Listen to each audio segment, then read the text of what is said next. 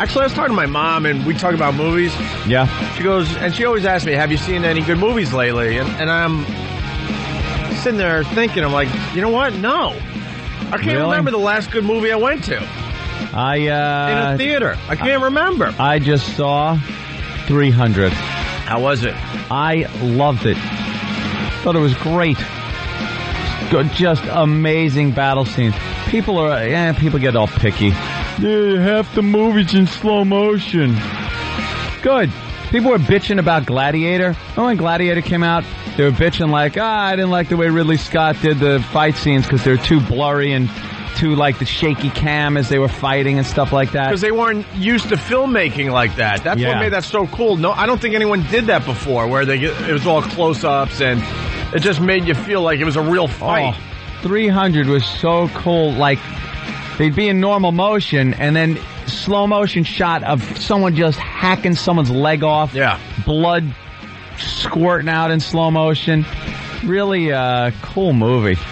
And just, those epic battles and... But in general, people are loving 300, by the way. Yeah. Because you said people were bitching. But some people are just like, nah. How about Blades of Glory? Great. I've not seen that yet. I shan't be seeing that. Oh, no. What's that? Oh, no good? I don't know. It doesn't look good. Oh, yeah, okay. I mean, that's not fair. We hate when people do that to us, but it doesn't look good. I guess I should see it and then make my opinion, but... I'm kind of tired I'm sick. Of that act. They got to start making comedies like they used to. It's the same crap. Balls, you mean? Like some kind of With balls, yeah. Right. The PC police have ruined comedies, I believe, for the most part. I think it's almost time for Will Ferrell to start pulling that comedian goes a little serious thing. He tried that. I think it's time. Did he? What was that? What was that movie? Oh, my God, we rented it, and an hour and 15 minutes in, I was watching with the Philly crew, and a room full of people, hour and a half in, hour and 15 minutes in, we finally were brave enough to all go, thank you, Stranger Than Fiction. We're all brave enough to go, does anyone else think this movie's going nowhere and sucks? You know how we've all been there, you know, you're sitting and you're watching this movie and you're committing to it and it starts off slow, but you're like, maybe it's just kind of revving up and it's going to get to a point eventually.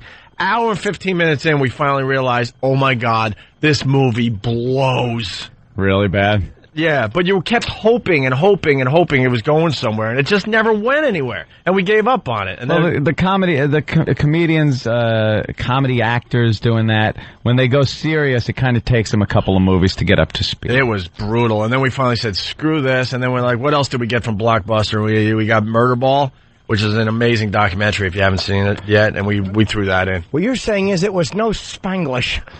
Yeah, Spanglish. Hey, look, Robin Williams was a Juilliard-trained actor.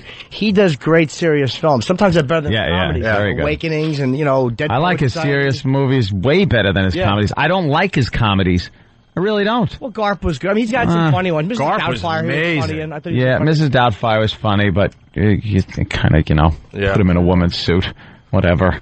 But, I mean, his serious movies are great. I saw a movie over the weekend also that I just popped it on because nothing else was on. It was a really good movie. The Assassination of Richard Nixon. It's Sean Penn playing a guy that just loses his mind because his life sucks so bad. He plays such a great, pathetic loser. Yeah. Who's just got a failed marriage, a horrid job with horrid bosses, and he wants to make a mark on his life, make a mark in society. So out of this crazed, delusional mind, he decides he's going to try to assassinate Richard Nixon because he's like this focal point of his frustration with life. And I've never seen Sean Penn do a better job or anybody do a better job at playing a pathetic, sad sack. The guy was really good, so if you get a chance to see it, I think it's on HBO this month. When did it come out? 2005, maybe. Okay. Somewhere around there. And I hate Sean Penn, but I think he's a really good actor. We got to be fair. Michael in Harrisburg, Blades of Glory, 69% good ratings on Rotten Tomatoes. Okay. I respect Rotten Tomatoes because they take all the main reviews from all the papers across America and give you one review. Yeah. Because, I mean, the papers even in New York are schizo. A movie will get it 1 star and the next paper will give it 4. So Rotten Tomatoes gives you a nice average score. And averages it out for you. And 69% means it's a fresh tomato, which means most critics like the movie. Over, I guess, 50, they give it a fresh rating. A fresh tomato. Let's say hi to Cigars and Scotch. Cigars and Scotch, what's up? Hey, what's going on? I saw 300 on Friday. Yeah. Really looking forward to it. The cinematography was brilliant. I mean, it couldn't look any better, but it was supposed to be based on a realistic battle, and there's goblins and ogres in it. It totally screwed it up for me. Well, they kind of they didn't throw in a lot of that stuff, and I think they didn't throw in goblins and ogres more than, like, really physically deformed people, very exaggerated, but it wasn't like they were monsters, like that stupid little hunchback thingy.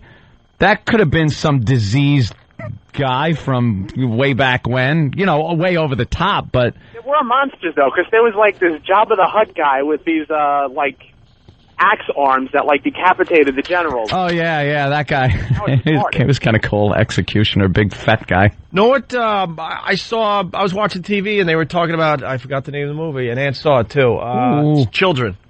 It's on DVD now. Oh, right. The, Children of Men. And they said, every once in a while there's a movie that hits theaters and no one gives a crap about for whatever reason, and then it hits DVD and people are like, you really got to freaking rent Children of Men, they're saying. Yeah. That it should have gotten a lot more attention in the theaters than it did. But you saw and you were like, you had mixed reviews, right? When I saw the trailer, I was all psyched. I thought it looked like a great idea. I love anything that's kind of post-apocalyptic. Kind of like that idea. It was mankind pretty much doomed because no one was having kids, and then this African woman is pregnant, and they're taking her somewhere.